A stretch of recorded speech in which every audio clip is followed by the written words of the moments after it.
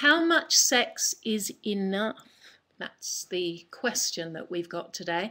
And just anyone who doesn't know me, or you might know me from the Huffington Post. I've been writing for them for 2 years now. And I'm also on the morning show on KTLA, which is a Californian television station. And I'm also one of the personalities for a new HD, the first HD lifestyle network called B, as in BE.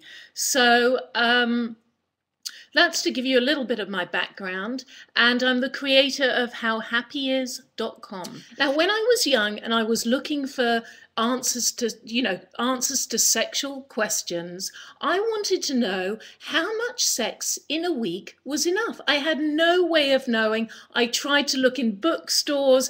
I was about 13, 14. I went into the West End of London. I went to the big bookstores. Foyles was one of them.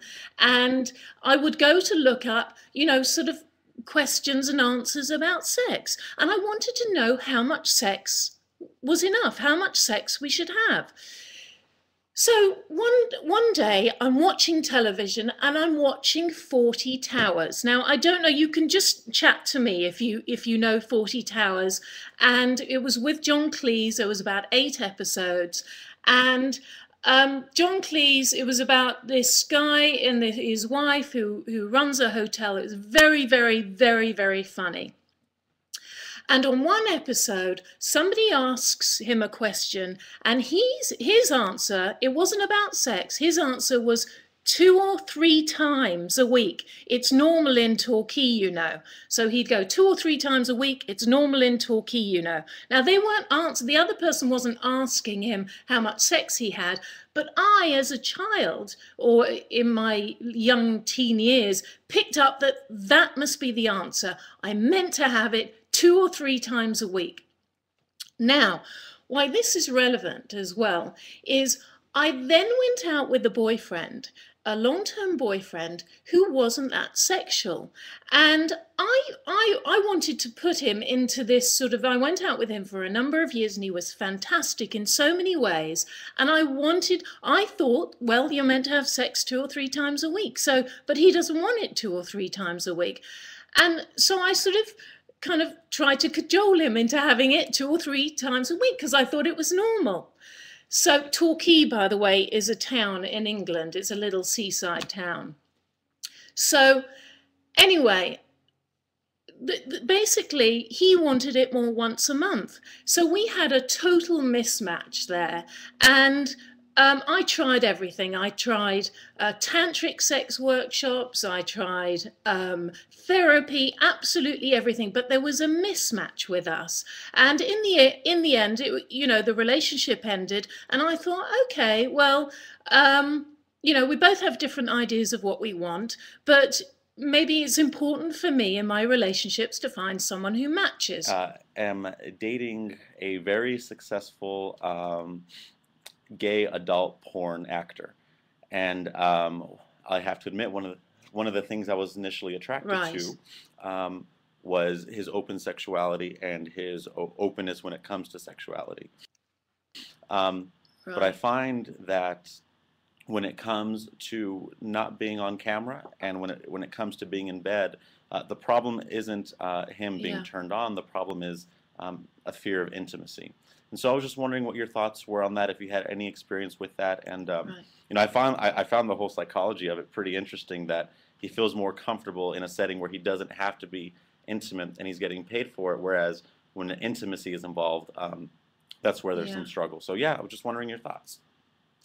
Well, it's quite interesting with your partner because in some ways, if he was intimate with you and he was open, that would almost call to question what he does in terms of opening up, and it's a job for him. So the job is very practical, technical. He has to keep his emotions out of it, so to speak. So I can imagine that it's very hard for him to separate because, for instance, let's say he does get emotionally attached to you and does open up sexually. He might decide, well, maybe I don't want to do this job because I've said Michael's opened me up, and maybe this job isn't what I want to do. So long as he keeps his distance, he can manage to do something that for most of us is very intimate and very connected to our emotions.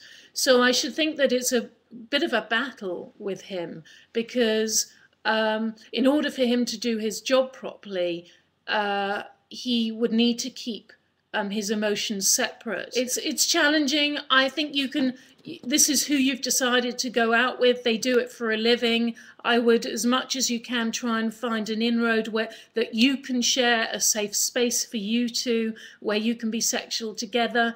And if you can't, then it's the nature of the beast that you're with. You're with a gay porn star. His sex for him is work, Yep. And if you can try and be intimate in other ways, I think that's important as well, not just through sex. I appreciate your help very much, Sophie. Whether you have dinner together. And you are a very cute woman. Okay. Thank you very much. How do you ensure people are telling the truth about frequency or lack of? Listen, it's not about whether they tell the truth or not, Sun Street 1. It's about, I love that name, by the way, Sun Street. That's a beautiful name. I know it's not your real name, but it's a nice online name. First of all, it's not about, you don't know if someone's ever telling the truth or not, but with your friends, they probably don't have a reason to lie.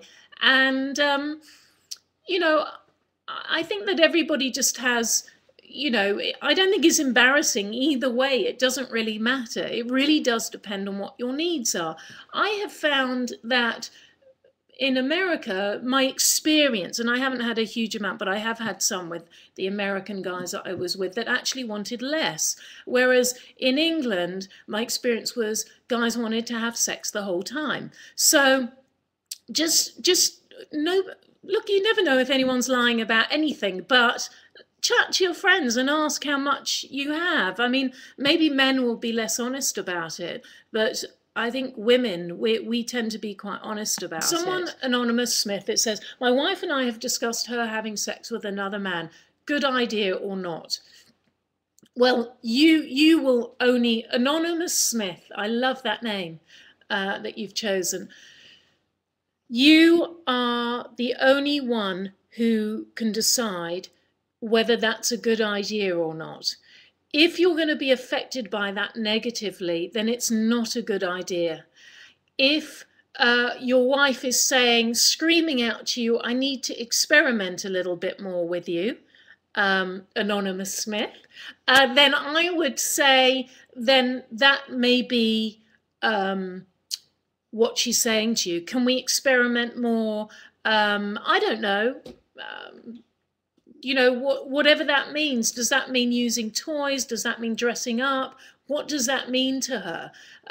Because if you're going to be affected by her being with somebody else, then I would say that you do not do it, because it's going to affect you for a long, it's something that won't go from your mind, I don't think. I think you'll be affected for it long term. Basically, everybody have great sex this week. What else can I say to you? And remember to communicate about it. And let me know, if you're watching, what happens next week, so that tell me if there's been any changes last week to this week, so we can sort of follow through and help some of your relationships.